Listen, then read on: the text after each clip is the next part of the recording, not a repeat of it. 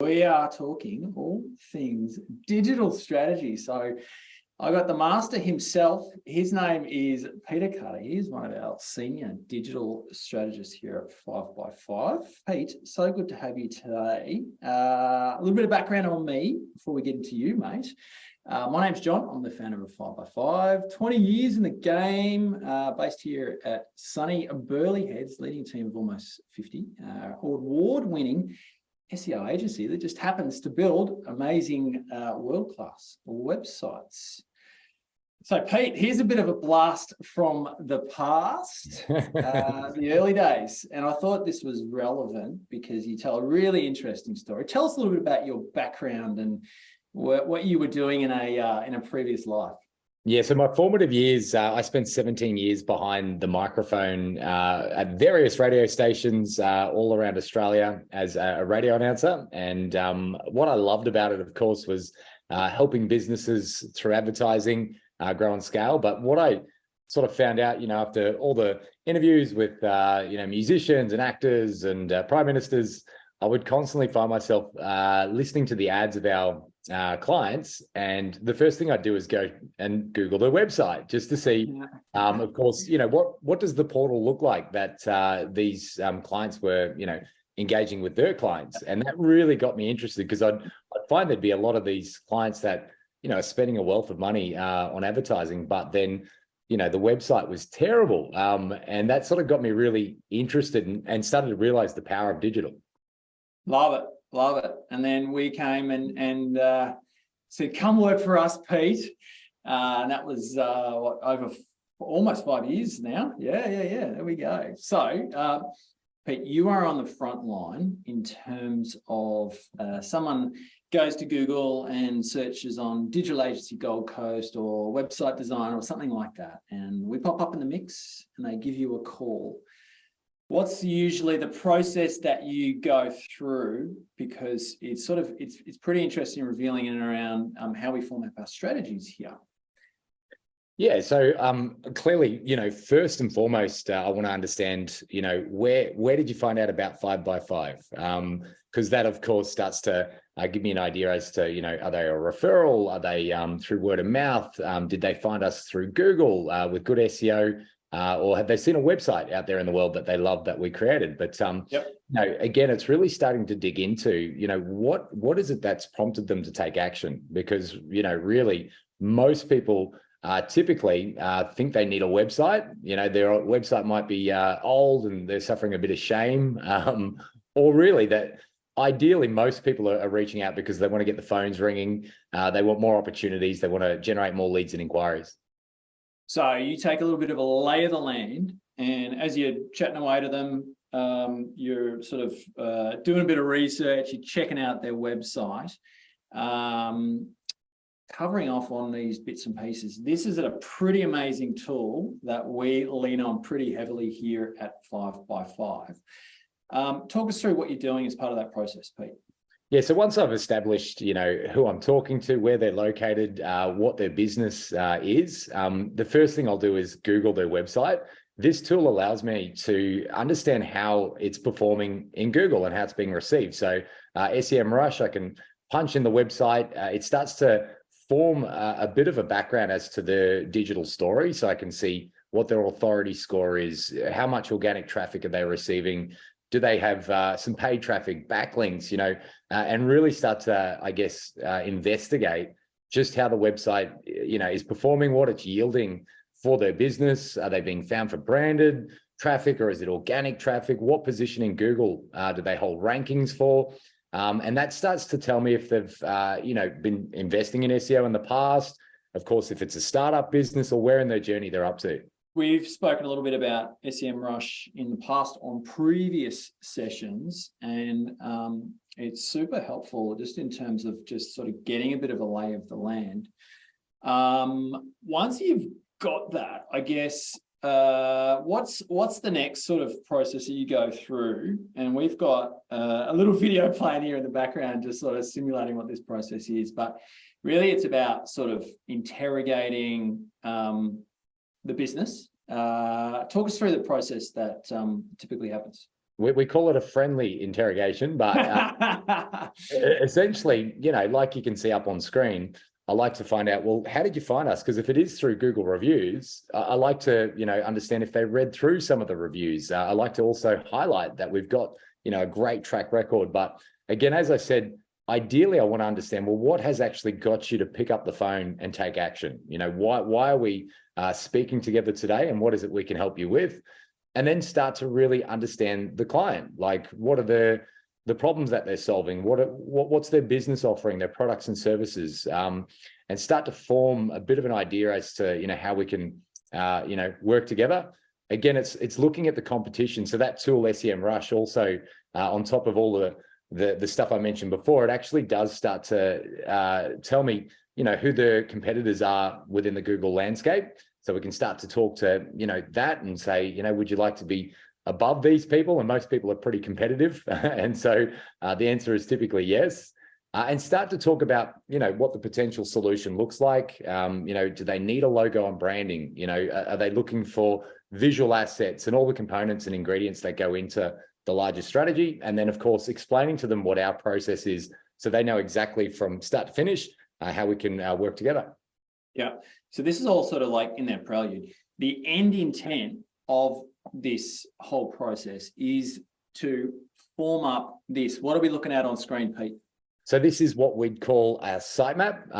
And essentially it's the architecture and structure for your new proposed website. So whilst we're doing the intel gathering and the friendly interrogation, what I'm actually really starting to formulate is the structure of the website. And as you can see here on screen, you've got your navigation off to the left, and then we're sort of digging a bit deeper into those submenus, and then even further deeper, particularly when we talk about search and performance and our strategic approach.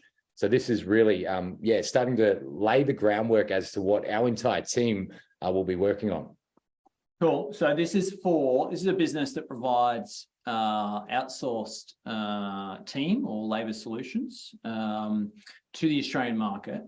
And you'll notice the amount of sort of depth and detail that has gone into it. We'll get into sort of some more of the technical elements in a moment, but just sort of planting that in everyone's awareness in terms of, if you look at, so from an outsourcing labor hire style business, how they've actually approached it through job roles. So these are the different positions that would be potentially placed within a business.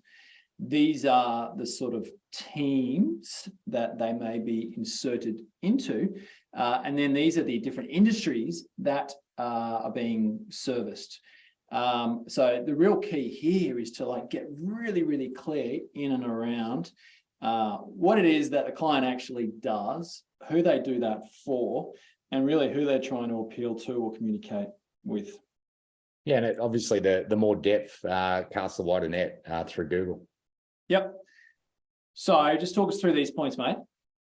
So again, first thing is all about identifying where the gaps and opportunities exist. So we want to get very clear as to, well, what does your perfect client typically type into Google to find you? Therefore, what that allows us to do is really start to identify, well, where is the low-hanging fruit? And again, from the outset, this is all through the lens of performance. So we're always very strategic in the way that we go about establishing a sitemap. It's not really just me crafting it. It's a whole team effort.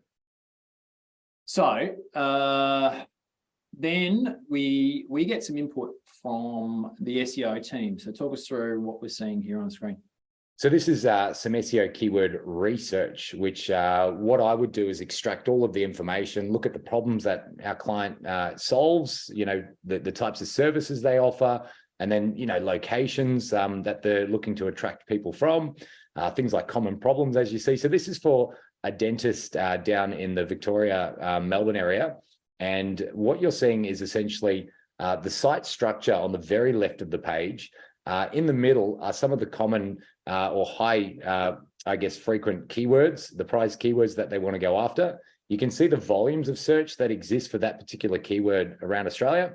And then what we've got is essentially, so here we've got in red the bulk billing. So whilst the client, during the sort of discovery phase, I didn't mention that that's something they offer, what we found was an opportunity. So again, we're letting this inform the structure and architecture of the website, because at the end of the day, it's about getting results through SEO and that organic search. So again, we can then have that conversation with the client and say, look, do you offer bulk billing? Because there's a tremendous opportunity with 210 people looking for that in your local area.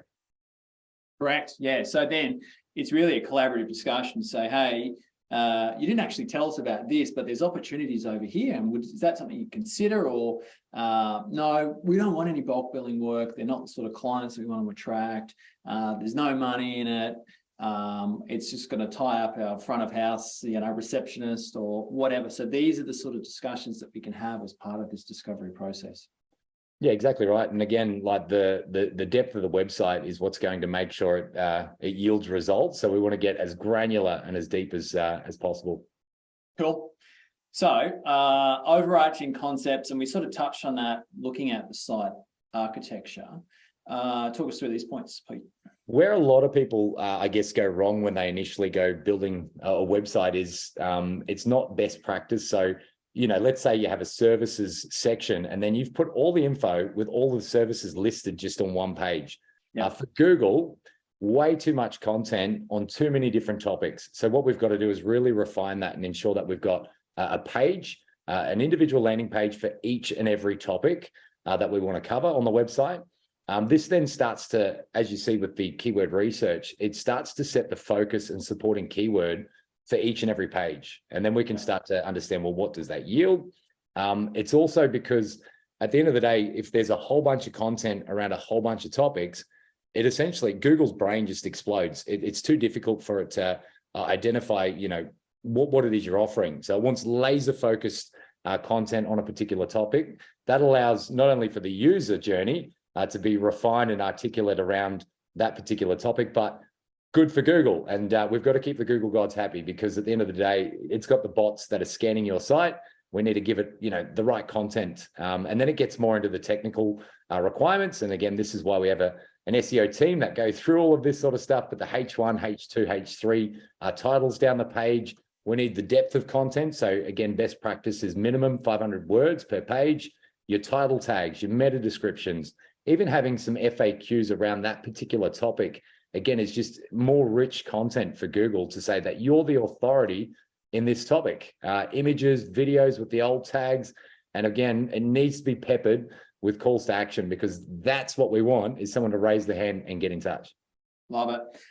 This is also helpful to note, not only from an organic SEO perspective, the free listings, but also paid. If you're running Google Ads or even paid social, super helpful in the fact that you can set up different ad groups around a very granular specific topic, service, product, and drive them to a landing page that is very, very relevant to that. So paid traffic professionals also love this approach.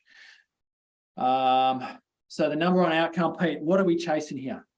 Ultimately, I want to define with our prospect or client, well, what is success? What is it you want to achieve? How would you like to grow and scale your business through your asset called a website? So that's the first step, is defining success.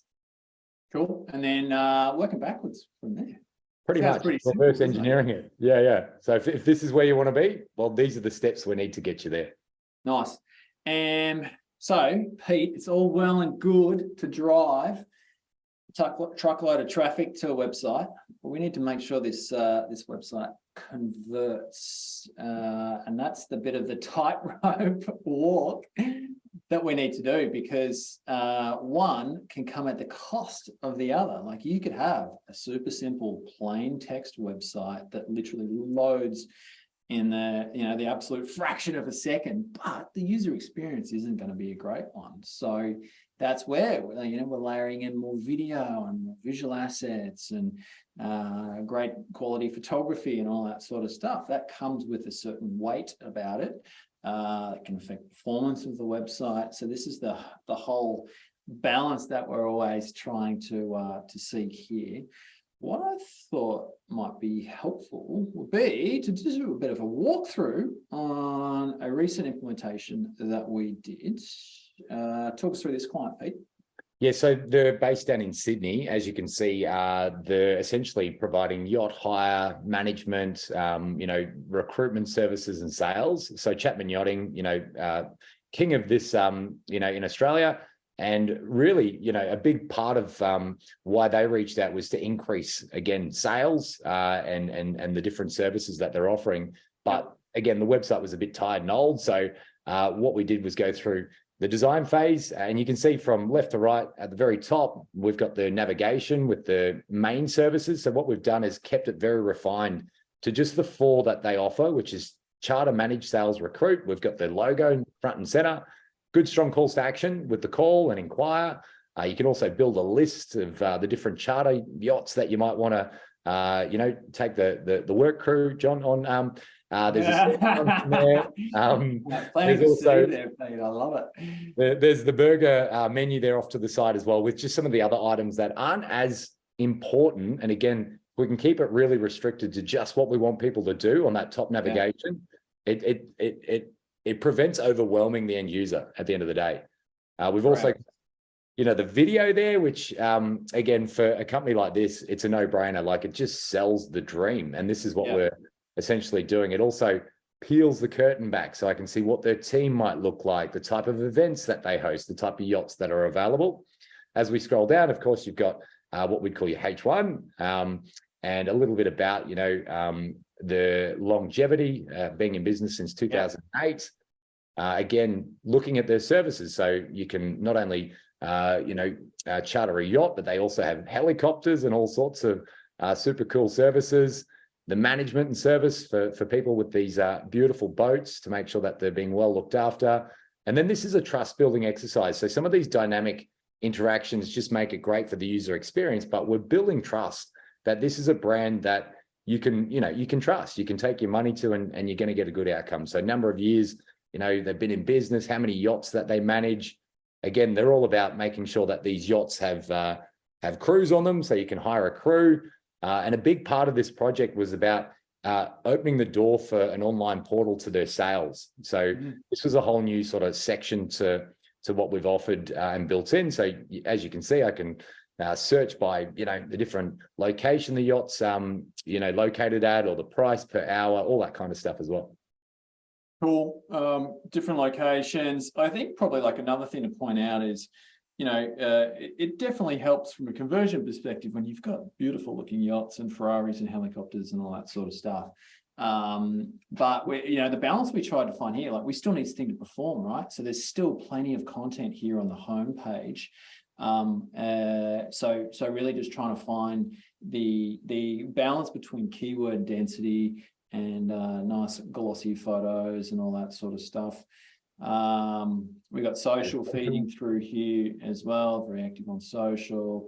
They're publishing a ton of content as well through their blog, and you can see that's very sort of visual. Opt-ins for their email list, so they've got a good sizable list. And then, this is then the balance from an SEO perspective, where Google can still scan this site from top to bottom, and every single page is accessible there. It can get indexed. We got all the nice keywords. There's all those nice keywords in the footer as well. What about these logos here, Pete? Again, just to reinforce that we're, associated as part of the industry. Again, some of their brand partners, all that kind of stuff just helps build that trust and rapport.